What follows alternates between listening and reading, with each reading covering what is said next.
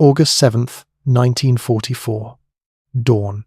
Outside the French town of Mortain, General Hans Eberbach stood in the morning mist, looking at the most powerful armoured force left in Western Europe. Under his command was a monster. 4 Panzer divisions, nearly 200 Panther and Panzer IV tanks, and 32,000 battle-hardened soldiers. Their objective was a 40-kilometre dash to the sea to cut the Allied line and turn the tide of the war. On paper, Eberbach held the hand of a winner. He was a professional, a veteran of the killing fields of Russia, and he knew exactly how much damage these tanks could do. But as the sun began to burn through the fog, Eberbach wasn't looking at his maps. He was looking at the sky. The weather reports were perfect, not a cloud in sight. And for a German general in 1944, a perfect day was a death sentence. Eberbach knew that his elite Panzer crews weren't just going up against American infantry or British guns. They were about to drive headfirst into an industrial-scale killing machine. At 0836 hours, the first shadow fell across the German column. It was a single flight of RAF Typhoons. They didn't engage in a long, tactical dogfight. They didn't wait for a formal battle. They simply dove. In 4 minutes, they fired 64 rockets. By the time the smoke cleared from that first strike, the momentum of the great German counterattack hadn't just slowed, it had vanished. Over the next 7 hours, the world would witness a terrifying shift in the nature of war. This wasn't a contest of courage or a clash of tactical genius. It was the moment the factory floor overtook the battlefield. By sunset, Eberbach would realize that his tanks weren't the hunters anymore. They were targets in an automated system of destruction that didn't just break his army, it uninstalled it.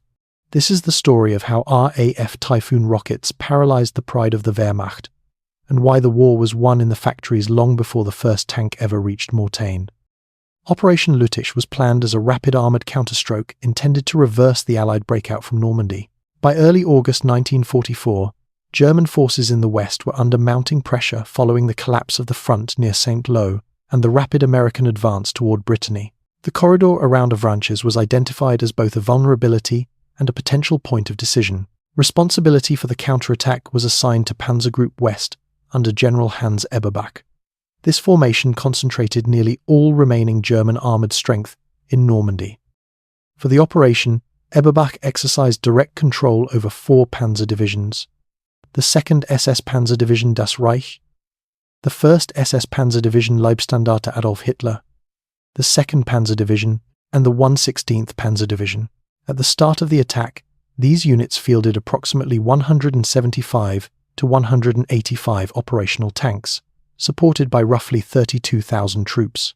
The armoured force consisted primarily of Panther and Panzer IV tanks, along with assault guns and a limited number of self-propelled anti-tank vehicles. In relative terms, this represented a significant concentration of German combat power.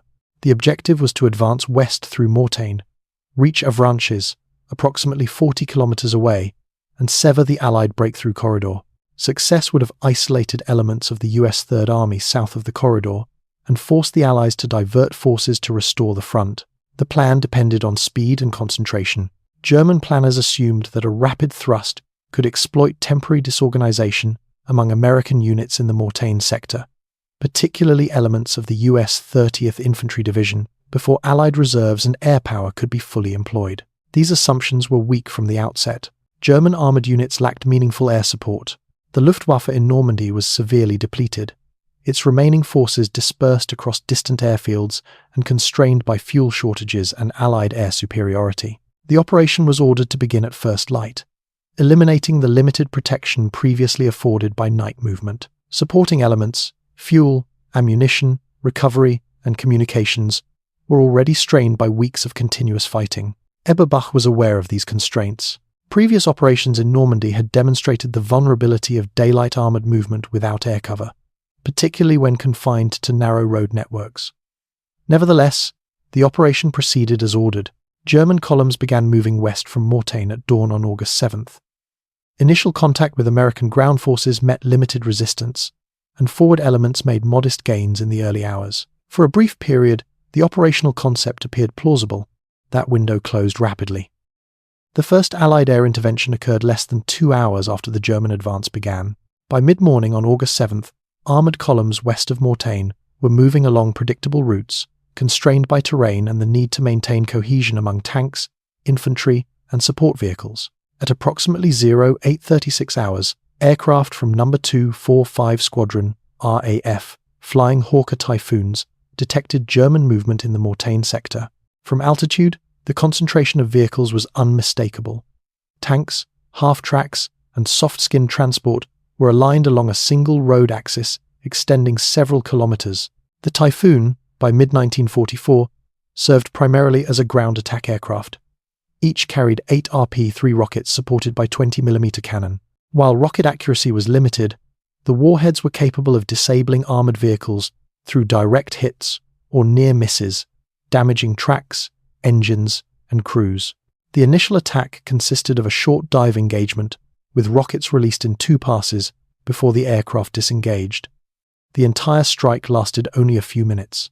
Pilot claims reported multiple vehicles destroyed, though later ground assessment reduced those figures, consistent with the effects of smoke, dust, and secondary explosions. The immediate effect was disruption rather than destruction.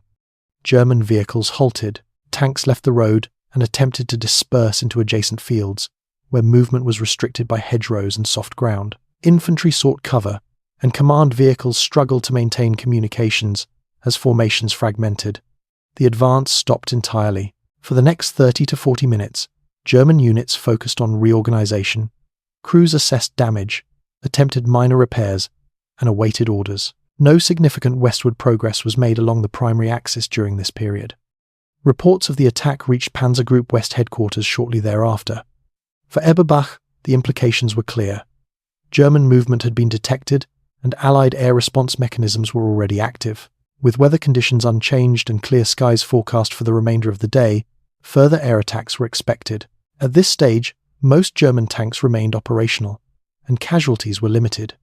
However, the attack's operational rhythm had been broken. Momentum, once interrupted under air threat, would be difficult to restore. The initial Typhoon strike demonstrated a pattern that would repeat throughout the day. A small number of aircraft, operating briefly, had been sufficient to halt the movement of a much larger armored force. The imbalance between effort and effect exposed a fundamental vulnerability in the German plan. The initial contact also served as a trigger. In the hours preceding the Mortain counterattack, Allied intelligence had identified indicators of an impending German armored operation. Intercepted communications and reconnaissance suggested the concentration of Panzer units east of Mortain, prompting RAF 2nd Tactical Air Force to place Typhoon squadrons on heightened readiness at forward airfields in Normandy. When the sighting report from No. 245 Squadron was received, RAF control centers shifted immediately from monitoring to execution. Squadrons already armed and fueled were ordered to launch, while others were prepared for rapid turnaround. This process followed established procedures refined during earlier close air support operations. Each Typhoon squadron typically fielded approximately 18 aircraft, each carrying 8 RP-3 rockets and cannon ammunition. Once airborne, aircraft received updated target information by radio and were routed along approach corridors designed to balance attack effectiveness with survivability. Forward airfields were located less than 40 kilometers from the battlefield. This proximity reduced flight times to minutes and compressed the interval between detection and attack. Rather than concentrating aircraft into a single mass strike, attacks were conducted in successive waves, ensuring continuous pressure on German units attempting to reorganize. Within the first hour after initial contact, multiple waves of Typhoon attacks were directed against the main German axis of advance. Several hundred rockets were fired into a confined area over a short period. The objective was not immediate annihilation, but the denial of movement. Movement ceased. German units could neither advance nor withdraw without attracting renewed air attack. Dispersal reduced vulnerability but eliminated cohesion. Remaining on roads preserved formation integrity, but invited further strikes. Camouflage provided only temporary concealment, as any movement revealed positions from the air. Reports from forward units reflected a growing inability to comply with movement orders. Requests to consolidate or reposition increased, indicating recognition that the original plan was no longer executable under prevailing conditions. Despite this, orders to continue the advance remained in effect. By late morning, the counterattack had entered a phase in which time favored the defender. Each pause compounded logistical strain, and each attempt to resume movement triggered renewed attack. The system was now fully engaged. The German armored force had not been destroyed. It had been functionally neutralized. The effects of Allied air intervention at Mortain were amplified by terrain that restricted armoured manoeuvre and forced movement onto predictable routes. German armoured doctrine depended on mobility, concentration, and rapid adjustment. In the Mortain sector, those conditions were limited by Normandy's bocage. The landscape consisted of small fields bounded by dense hedgerows and earthen banks, connected by narrow lanes. Tanks could not manoeuvre freely off-road without risking immobilization or exposing flanks during slow, constrained movement. As a result, armour and its support vehicles were tied to the road network. These roads were narrow and often bordered by hedgerows that prevented lateral dispersion. When columns halted, vehicles behind them had limited space to bypass or reverse. A single disabled vehicle, whether a tank, half-track, or truck, could block movement along an entire axis. Clearing such obstacles required time, recovery assets, and exposure, all under the threat of renewed air attack. German crews attempted to reduce vulnerability by dispersing into fields or using hedgerows for concealment. In practice, dispersion traded survivability for control. Vehicles that left the road frequently ended up in positions from which coordinated movement was difficult, and any attempt to reform or relocate revealed itself immediately from the air. Camouflage offered only temporary protection while stationary. The operational requirement remained movement, and movement under clear skies was the trigger for repeated attack. Communications suffered as units spread out, and command vehicles were damaged or displaced. Orders issued from higher headquarters increasingly collided with physical constraints. Narrow routes, blocked lanes, and limited freedom to reposition. By early afternoon, the primary limitation was no longer tactical intent, but the inability to translate intent into movement. The terrain did not simply complicate the attack. It ensured that once momentum was interrupted, restoring coordinated advance became progressively harder under sustained aerial pressure. By late morning on August 7th, the German counterattack was no longer defined by forward progress, but by repeated interruption. Initial Typhoon strikes had broken the operation's rhythm, and the hours that followed ensured that rhythm could not be restored. Allied forward air controllers maintained continuous observation over the Mortain sector, reporting German movement as it occurred. Any attempt to regroup, repair vehicles, or shift routes was quickly detected and engaged. The emphasis was not on decisive strikes, but on denying time. Between late morning and early evening, RAF's 2nd Tactical Air Force flew approximately 294 Typhoon sorties over the battlefield, delivering an estimated 2,880 rockets, along with sustained cannon fire. Attacks were directed at movement corridors and support elements as much as at armoured vehicles. The cumulative effect was operational. Individual strikes rarely destroyed large numbers of tanks outright, but they repeatedly interrupted repair, recovery, and resupply efforts. As the day progressed, windows for movement became shorter and more hazardous, and coordinated manoeuvre increasingly gave way to isolated, local decisions. By mid-afternoon, German units faced a dilemma. Remaining stationary accelerated logistical degradation, while movement under clear skies drew immediate air attack. Under these conditions, sustained offensive action was no longer possible. The counterattack was not halted by a single engagement, but worn down by interruption applied faster than the Panzer divisions could recover. A focus on tank losses alone obscures the main mechanism by which German combat power was degraded at Mortain. Tanks were important, but armoured operations depended on the supporting structure that kept them moving and supplied. That structure was more vulnerable to air attack than the tanks themselves. Fuel trucks, ammunition carriers, maintenance and recovery vehicles, command vehicles, and infantry transports were concentrated along the same routes as the armoured columns. These assets lacked armour and were often exposed when units halted on roads or attempted to regroup.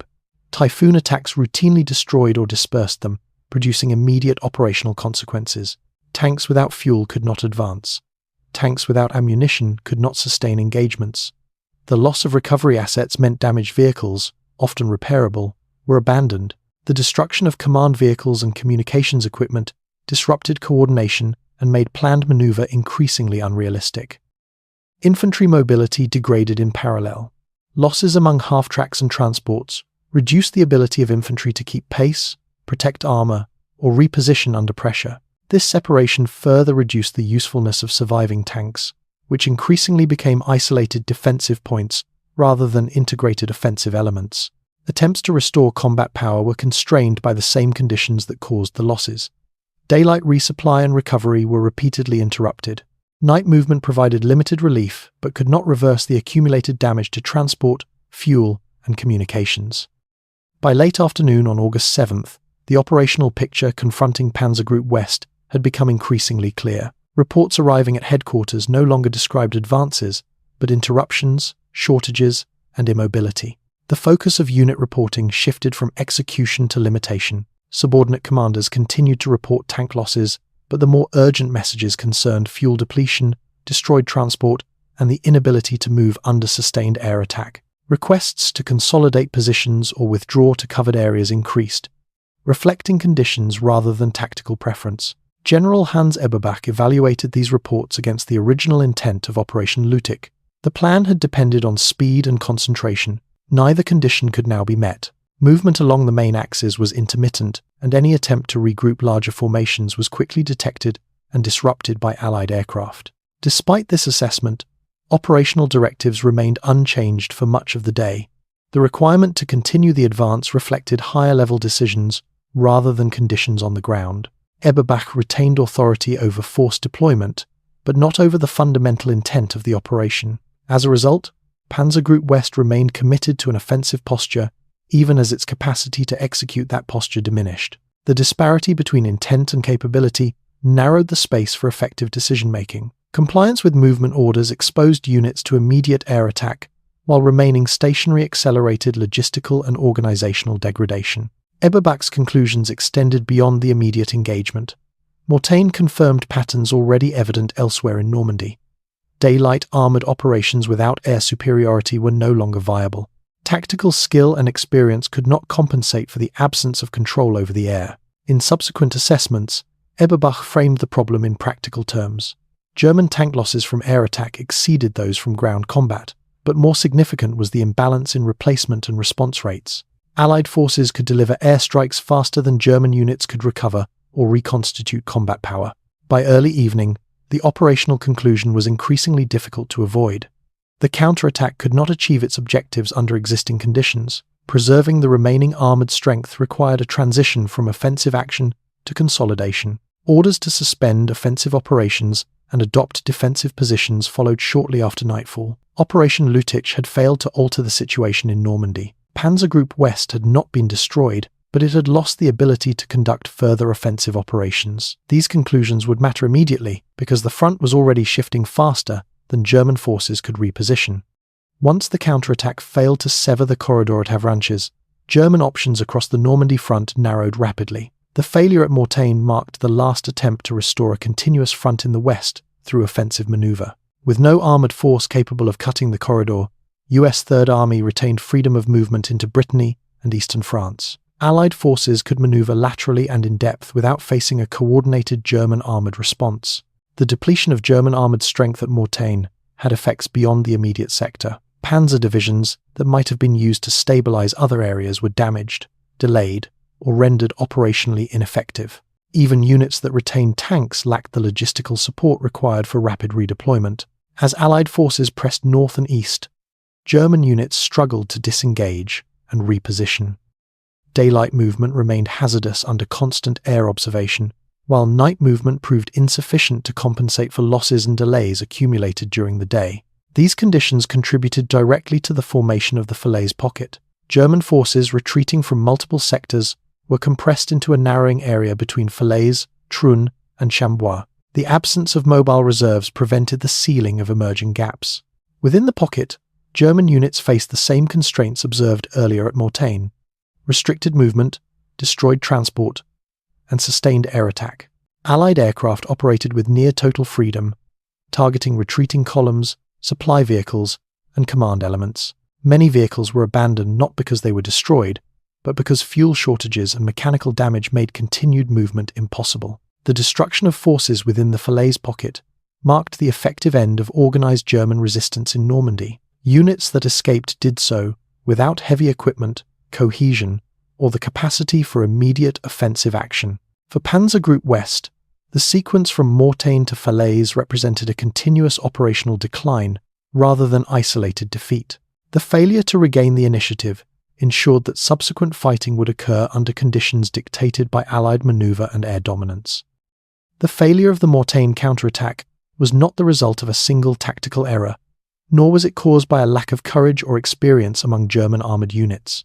The forces committed to Operation Lüttich were well trained, heavily armed, and commanded by officers with extensive combat experience. Under different conditions, they would have represented a formidable striking force. Those conditions no longer existed. At Mortain, German armour encountered an opponent that did not rely on decisive engagement in the traditional sense. Allied forces did not seek to defeat the counterattack through a single battle or by destroying every tank committed to the operation. Instead, they employed a system designed to deny movement, disrupt coordination, and prevent recovery. That system integrated detection, communication, and sustained air power. German movement was observed almost immediately. Target information was transmitted rapidly. Aircraft were launched, attacked, returned, and relaunched in a continuous cycle. Each individual strike was limited in scope, but their cumulative effect was decisive. The outcome was determined less by the number of tanks destroyed than by the loss of operational function. An armoured force that cannot move, resupply, or coordinate ceases to be an offensive instrument, regardless of how many vehicles remain intact. At Mortain, this transformation occurred within a single day. From a broader perspective, the battle illustrated a fundamental shift in modern warfare. Success was no longer determined solely by the quality of weapons or the skill of commanders on the battlefield. It depended increasingly on the ability to generate, sustain, and replace combat power through integrated systems. In 1944, the Allies possessed such a system. They controlled the air, operated from forward bases, and maintained production capacities that allowed losses to be absorbed and replaced with minimal disruption. German forces, by contrast, faced constraints that could not be overcome through tactical adaptation alone. Aircraft losses could not be replaced quickly. Fuel shortages persisted. Pilot training and logistics lagged behind operational demands. The imbalance was structural rather than situational. Mortain did not decide the outcome of the war by itself. That outcome had been shaped long before, by decisions made in factories, training programs, and logistics networks. What Mortain demonstrated was how those decisions manifested on the battlefield. In 7 hours of sustained air interdiction, an armoured counterattack collapsed without being annihilated. The lesson was clear. In an environment dominated by air power and rapid response systems, traditional armoured offensives conducted without air superiority were no longer viable. The battlefield had become an extension of industrial and organisational capacity. For the German command, this reality was recognised but could not be altered. For the Allies, it confirmed the effectiveness of an approach that emphasised integration and persistence over decisive confrontation.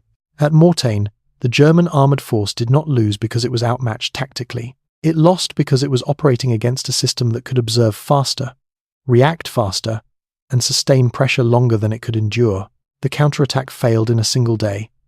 The reasons for that failure had been years in the making.